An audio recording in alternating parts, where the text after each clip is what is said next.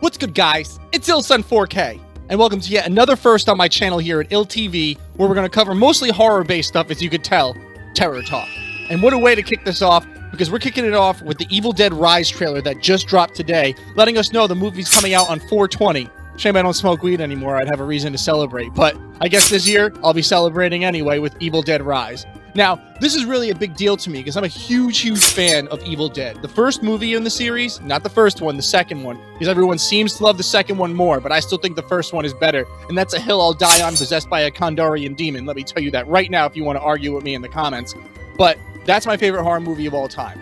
And that's really ironic because I'm really more into the slasher movies that have things like, you know, a main villain, like your Michael Myers, your Jason Voorhees, your Freddy Kruegers, etc., etc. But Evil Dead did not have any of that. It appears that this movie is, of course, keeping that alive because the main villain, of course, is the Kandarian demon that possesses people. And rather than have it take place in the woods, not completely, rather than have it take place in the woods, the main story actually seems to take place in a cramped apartment in Los Angeles in a high-rise building. Now, that's not, you know, putting a play on the word Evil Dead Rise, but that seems to be what it is. We have these two estranged sisters who are just starting to get to know one another again, so the story goes, and it appears that the redheaded one becomes possessed by the demon, and the short black-haired one now has to defend her children from this mother who's running around and possessed and killing everything. And I gotta tell you, I didn't see the first trailer the way I thought I would. There was actually 2 trailers released today, and I didn't see the really gory one until about 20 minutes ago, so I'm trying not to jump between the two, but make sure you watch the trailer that's 2 minutes and 53 seconds long before you go making the same mistake I did. To be quite honest with you, everything about this looks like what it's supposed to be for an Evil Dead movie that's taking it out of the element, which is normally a secluded cabin in the woods. A cramped Los Angeles apartment does not make anything seem better to be stuck in when your mother is possessed by the demon. And the possession this time around looks absolutely terrifying. I mean, it looks like they're going to hit the nail right on the head for what Evil Dead is supposed to do in terms of the sheer grueling terror that it's supposed to give. I mean, for those of you who remember, the first movie's title was The Ultimate Experience in Grueling Terror, and it did not fail to live up to that at all, whatsoever. We see the scene where the woman gets possessed right away. We see her apparently being dead as a fly lands on her eyes and then looks at her sister. Again, they think she's dead.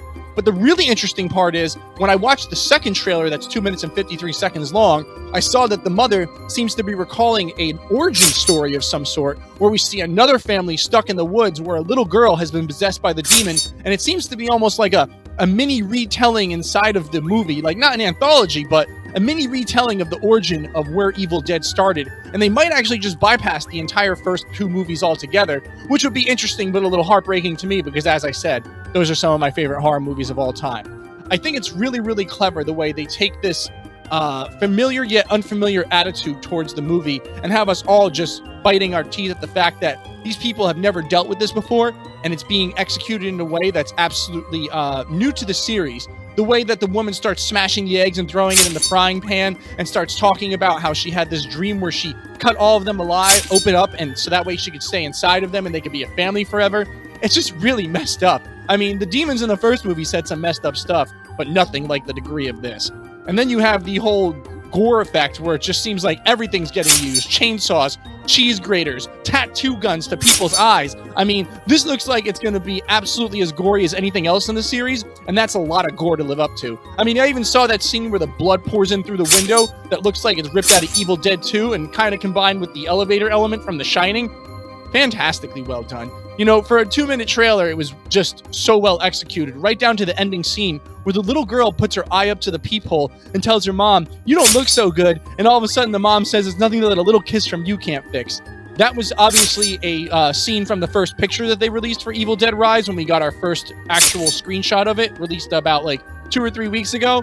But let me tell you, that picture did no justice to how scary that scene actually was. And the way the mother bursts through the door and tries to like grab the daughter through the door, and then they throw her into the bathtub and the mom's getting all fucked up and the little girl says to her, "Mommy, you don't look so good." And the mother goes, "Mommy's with the maggots now." And then she starts screaming and making the water boil and all the windows crack as she crawls along the ceiling Linda Blair spider style. I'm just so excited, in case you can't tell. And I really hope you're excited too, because this looks like it's going to be executed very well. Even the last Evil Dead was done very well on the remake side, and it really wasn't that bad.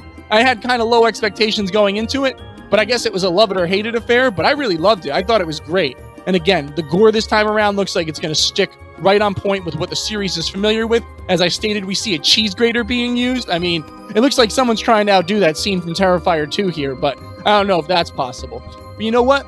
I gotta tell you, if you're excited about this, make sure you tell me in the comments below about why you're excited about it, or tell me down below why you're not excited about it, because I'm definitely excited to hear what you have to say about it. And again, April 20th, you'll find me in the theaters on opening night. So make sure you catch me, make sure you like and subscribe to the channel, catch me at 9 p.m. on twitch.tv/illsun4k, doing the Total Terror-thon Thursdays, or whatever we're doing. Sometimes we have fun with that. I like to stream sometimes on Saturday night, late night, 10:30 p.m., and make sure you always remember, there's a light that goes out, but it never goes away.